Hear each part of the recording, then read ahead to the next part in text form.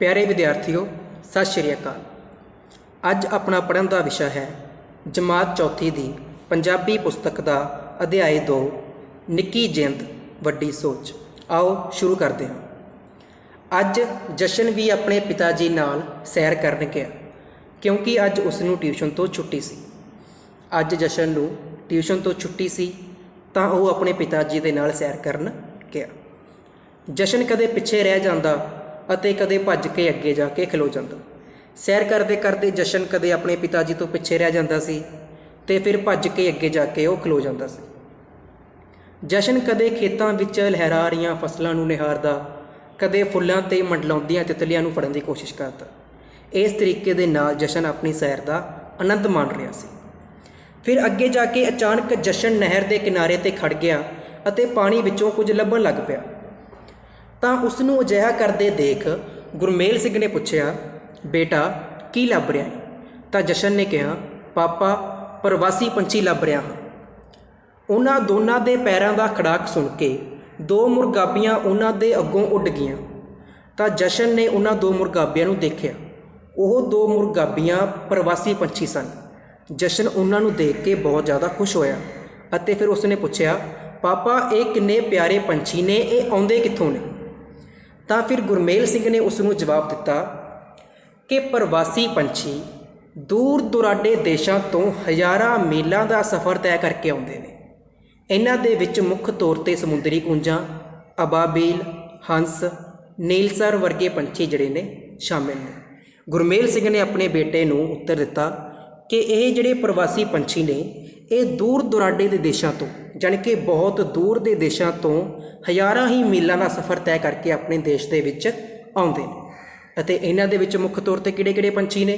समुद्री कूंजां ने, अबाबील ने, हंस ने ते नीलसर ने। आओ आपां उन्हां दे विचों कुछ नूं देखदे हां। सब तो पहला पंछी है अबाबील। यह एक प्रवासी पंछी है। उस तो अगे दूसरा पंछी है समुद्री कूंज। यह भी एक प्रवासी पंछी है जिहड़ा अपने देश दे विच आके प्रवास करता है। उस तो अगे तीसरा पंछी है हंस। यह भी एक प्रवासी पंछी है। उस तो बाद जदों वो दोनों सैर करते करते अगे चले गए तां अगे एक खेत नूं कंडियाली तार लगी देख के जशन ने पुछया, पापा वो सामने वाले खेत खाली क्यों पए ने?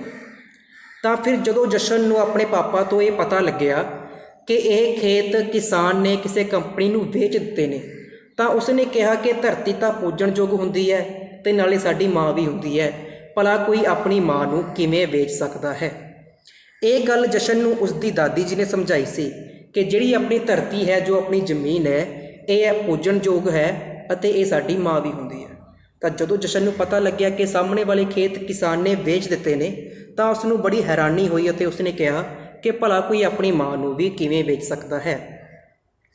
जशन की इस गल ने गुरमेल सिंह नूं सोची पा दिता। वो सोच रहा सी कि जिहड़ी गल सानूं वड्डिआं नूं सोचनी चाहिदी है वो ये बच्चे सोच रहे ने। धड़ा धड़ उसर रहे फ्लैट अते खेती लई घटदी जा रही जमीन साडे लई चिंता का विषय है कि जिस तरीके दे नाल वड्डियां वड्डियां बिल्डिंगां बन रही ने, फ्लैट उसर रहे ने अते जिहड़ी अपनी खेती करन वाली जमीन है वो घटदी जा रही है, ये साडे सारिਆਂ दे लई ही एक चिंता का विषय है। जिस तरीके नाल तुसीं देख सकते हो कि जिहड़ी अपनी खेती की जमीन है वो खेती की जमीन घटदी जा रही है तो उन्हां दी जगह ते जिहड़ियां वड्डियां वड्डियां बिल्डिंग्स ने, फ्लैट्स ने, फैक्ट्रियां ने वो बन रही ने। इस तरीके दे नाल अपना सारिਆਂ दी एक जिहड़ी चिंता का विषय है वो बनिया होया। उस तो बाद दूसरे ही पासे कावां दी कावां रोली ने जशन का ध्यान अपने वाल खिंच लिया। तो दूसरी साइड ते बहुत सारे सफेदे सीगे। सफेदियां दे उपर बहुत सारे कां बैठे हुए सी अते उन्होंने कावां रोली पाई हुई सी।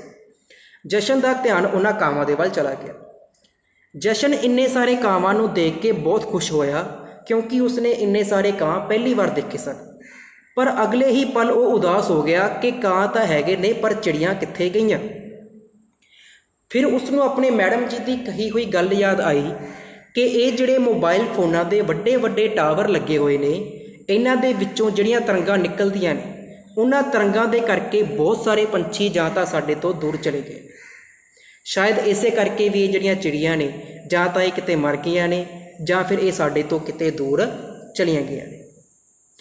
ਇਹ ਜੋ ਵੱਡੇ ਵੱਡੇ ਟਾਵਰ ਨੇ ਮੋਬਾਈਲ ਫੋਨਸ ਦੀ ਕੰਪਨੀਆਂ ਦੇ, ਉਹ ਤੁਸੀਂ ਆਉਂਦੇ ਜਾਂਦੇ ਰਸਤਿਆਂ ਦੇ ਵਿੱਚ ਵੀ ਜ਼ਰੂਰ ਦੇਖੇ ਹੋਣਗੇ ਅਤੇ ਇਹਨਾਂ ਟਾਵਰਾਂ ਦੇ ਨਾਲ ਇਹਨਾਂ ਵਰਗੇ ਮਾਸੂਮ ਪੰਛੀਆਂ ਨੂੰ ਕਾਫੀ ਜ਼ਿਆਦਾ ਨੁਕਸਾਨ ਪਹੁੰਚਦਾ ਹੈ। ਗੱਲਾਂ ਕਰਦੇ ਕਰਦੇ ਪਤਾ ਹੀ ਨਹੀਂ ਲੱਗਾ ਕਿ ਉਹ ਦੋਵੇਂ ਕਦੋਂ ਘਰ ਵਾਪਸ ਆ ਗਏ। ਜਸ਼ਨ ਦਾ ਘਰ ਆ ਕੇ ਦੁਬਾਰਾ ਖੇਡਣ ਦੇ ਵਿੱਚ ਮਸਤ ਹੋ ਗਿਆ, ਪਰ ਗੁਰਮੇਲ ਸਿੰਘ ਅਜੇ ਵੀ ਜਸ਼ਨ ਦੇ ਪੁੱਛੇ ਸਵਾਲਾਂ ਦੇ ਜਵਾਬ ਲੱਭਣ ਦੀ ਕੋਸ਼ਿਸ਼ ਕਰ ਰਿਹਾ ਸੀ। ਉਮੀਦ ਹੈ ਕਿ ਤੁਹਾਨੂੰ ਇਹ ਅਧਿਆਇ ਸਭ ਨੂੰ ਸਮਝ ਆ ਚੁੱਕਿਆ ਹੋਵੇਗਾ। ਧੰਨਵਾਦ।